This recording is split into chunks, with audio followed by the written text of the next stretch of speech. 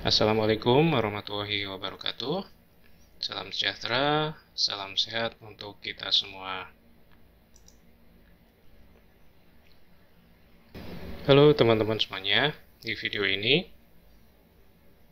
saya akan membahas tentang pengenalan interface atau antarmuka dan cara membuat workspace di Adobe Premiere Pro CC 2018.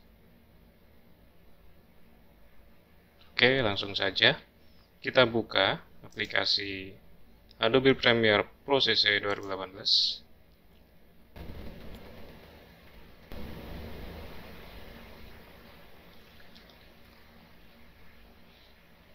Oke.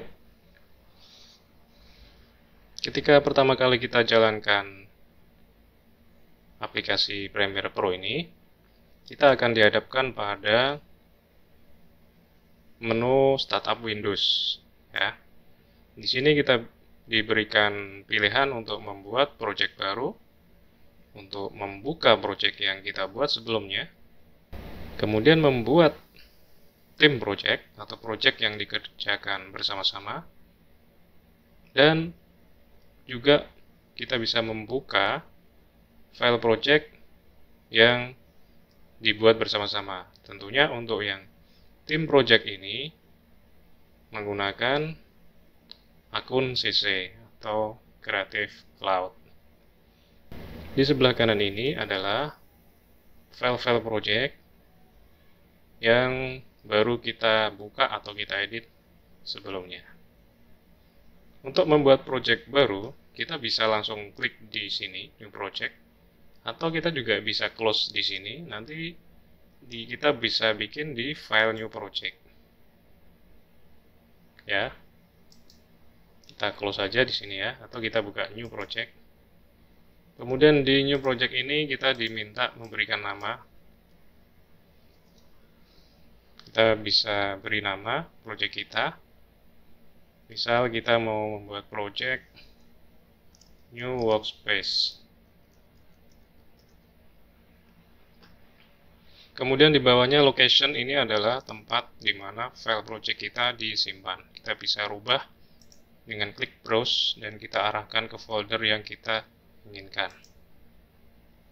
Kemudian di bawah ini adalah default. Ya, kita tidak perlu rubah. Kita langsung klik OK.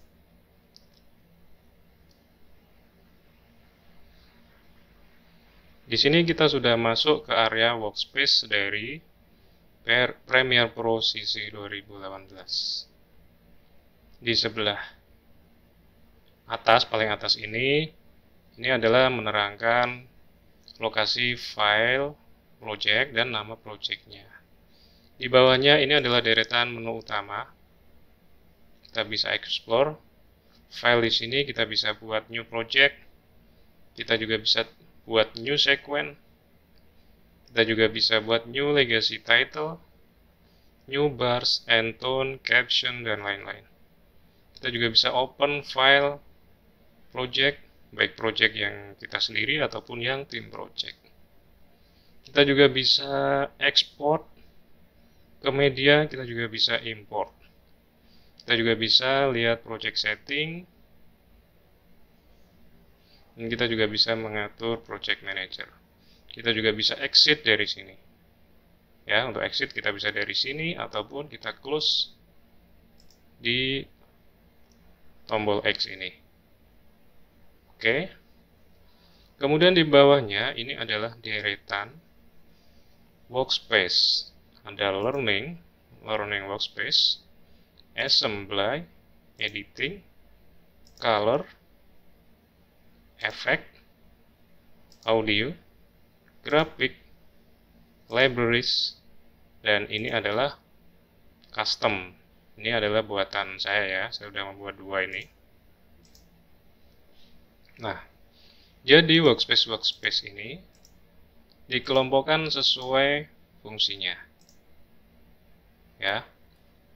Jadi, jika kita ingin editing saja, kita bisa pilih editing ini, jadi lebih simple. area workspace-nya, tidak semua ditampilkan menu-menunya ini. Ya, kalau kita ingin mengedit color, kita bisa klik yang workspace color. Kalau kita ingin memberikan efek-efek, kita bisa klik efek. Kita bisa juga pilih audio jika kita ingin fokus di editing audionya. Dan jika kita ingin membuat workspace sendiri, kita bisa buat, kemudian kita simpan. Oke. Nah, dari workspace ini, ya, ini kita bisa lakukan customisasi atau editing. Jadi awalnya workspace-nya itu adalah workspace yang all panel ya.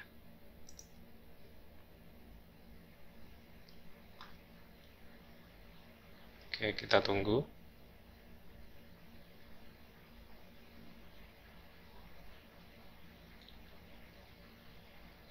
Nah, ini adalah workspace all panel. Jadi semua window ditampilkan ya. Nih. Tentunya jika kita menampilkan semua seperti ini dengan monitor kita yang kecil, tentu kita akan sedikit bingung ya, atau mungkin kurang simpel. Jadi kalau kita editing tuh nanti kurang enak gitu. Maka kita bisa membuat workspace sendiri sesuai keinginan kita. Atau jika kita tidak ingin membuat workspace sendiri, kita juga bisa dengan memanfaatkan workspace yang sudah dibuat oleh Adobe, yaitu ada learning, ada assembly, ada editing, color, efek, grafik, dan sebagainya.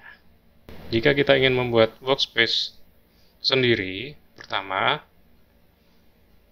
kita tampilkan dulu yang all panel.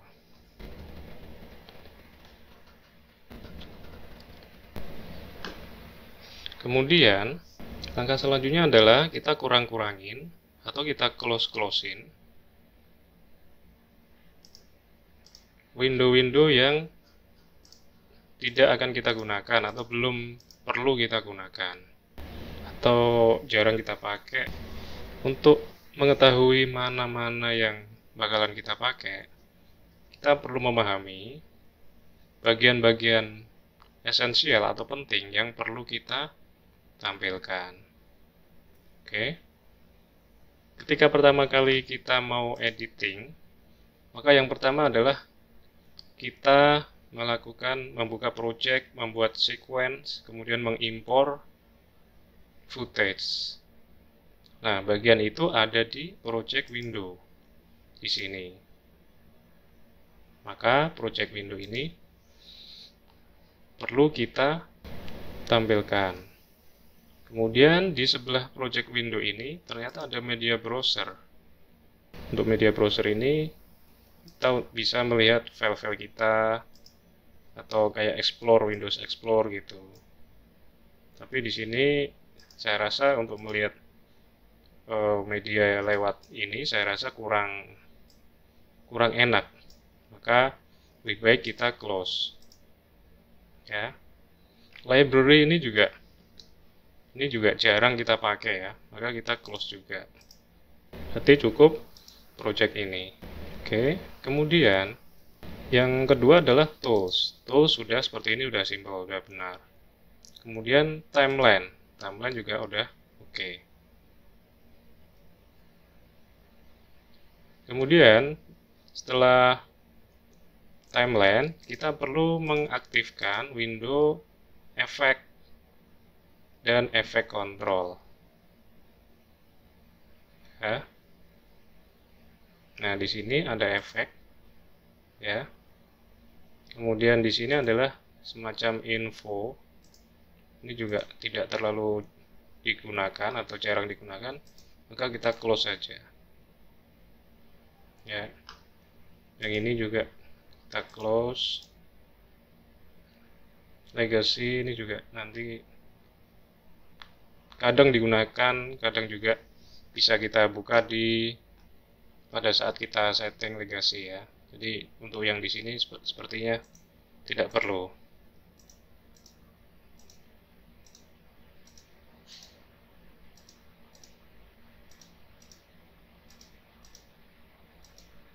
Kita close-in.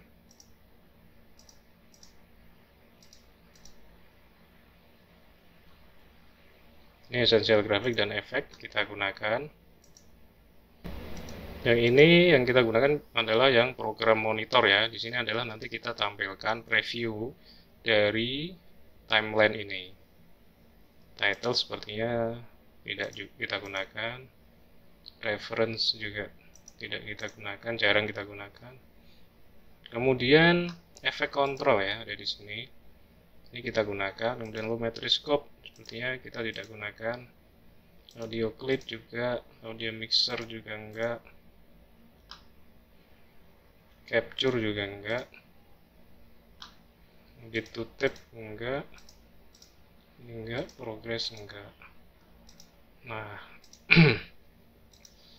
ya, jadi ini adalah window-window yang esensial atau penting yang perlu kita tampilkan. Mulai dari program, source, efek control, efek, essential graphic, program monitor, timeline, dan toolbox. Ini adalah audio ya, level audio.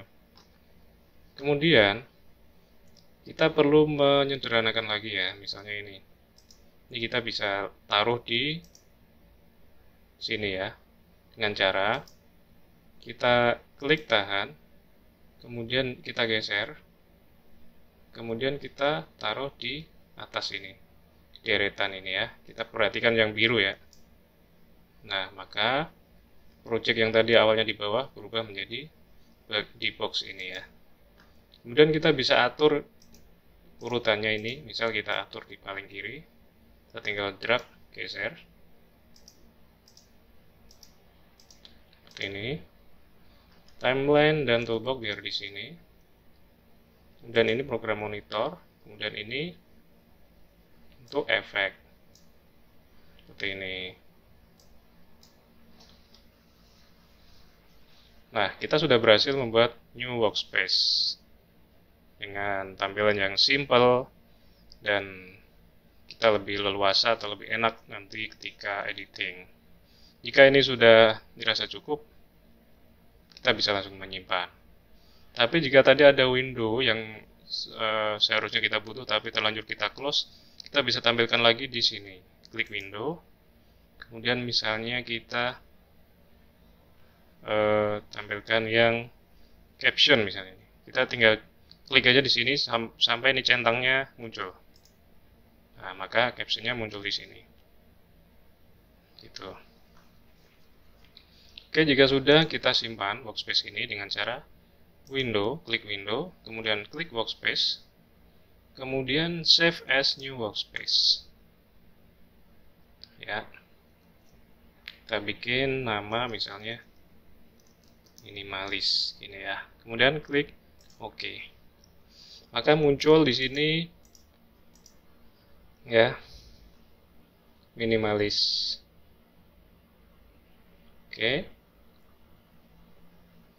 Nah, jika kita sudah membuat ini, maka kita sudah selesai membuat new workspace. Kemudian yang tadi, yang all panel tadi, kita buka lagi, kita kembalikan ke seperti semula dengan cara klik window workspace, kemudian reset to save layout.